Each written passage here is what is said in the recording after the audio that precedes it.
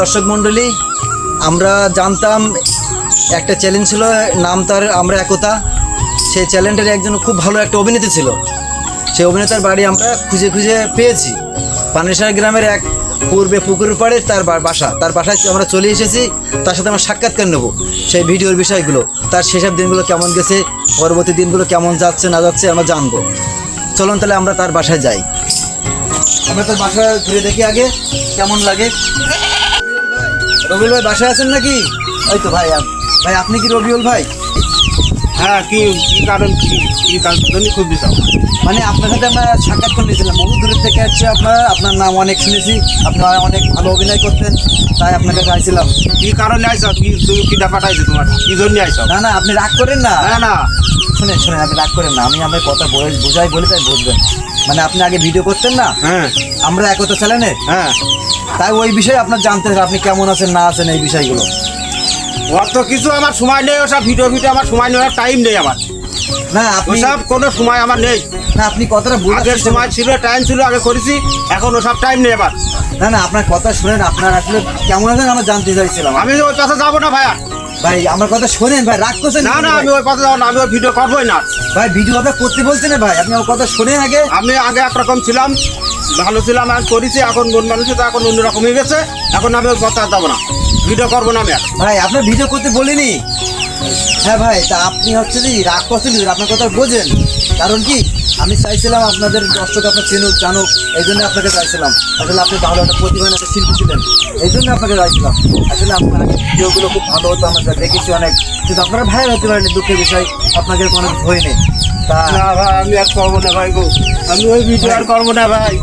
ভাই ভাই ভাই আপনি ঠান্ডা হন ভাই, আমি আর করবো না ভাই। ভাই ঠান্ডা হন ভাই, ভাই ঠান্ডা হন ভাই, আপনারা আমি আর করবো না ভাই। ভাই আপনার ভিডিও করতে হবে না ভাই, ঠান্ডা হন ভাই। ভাই আপনি কান্নাকাটি করেন না ভাই, আমার কথা শুনেন ভাই, শুনে ভাই, ঠান্ডা হন ভাই, ঠান্ডা হন ভাই, ঠান্ডা হন। করছি কি ভাই, আপনি আজ ভিডিও করতে এসে আপনার কেমন বর্তমান কেমন চলছে তাই বললেন। ভাই আমি আর ভিডিও করবো না, এই ভিডিও করতে দিয়ে একটু দেখেন এই পুকুর পাড়ে যে এই কুড়িয়ে ঘর বাইরে আবার বসবাস করছি ভাই, আমার কিছু নেই।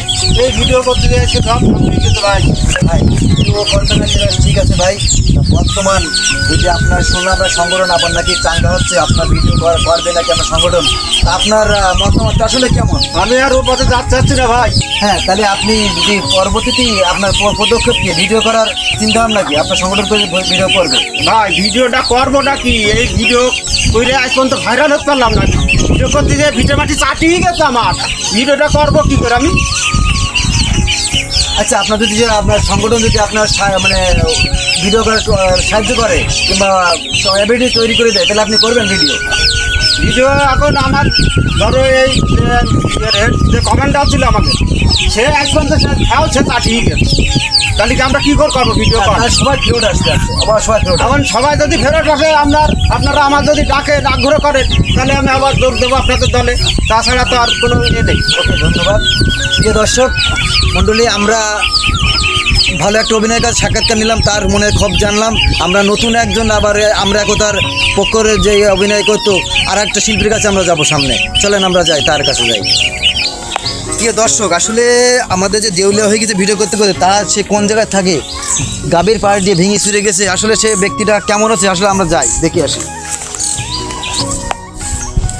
ভাই এখনো কত দূর সে আপনার সেই অভিনেতার বাসা? অভিনেতার বাসা ভাই ওই যে শালুঘাটটা না, হ্যাঁ। ওই শালুঘাটের ওখানে আসলো, ও আচ্ছা ওখান থেকে ঘুরে আসবেন। আচ্ছা, ও আচ্ছা আচ্ছা, ঠিক আছে, আমি রাখছি।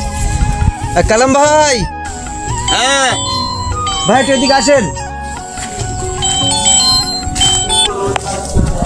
আসসালামু আলাইকুম। ওয়ালাইকুম আসসালাম। ভাই ভালো আছেন?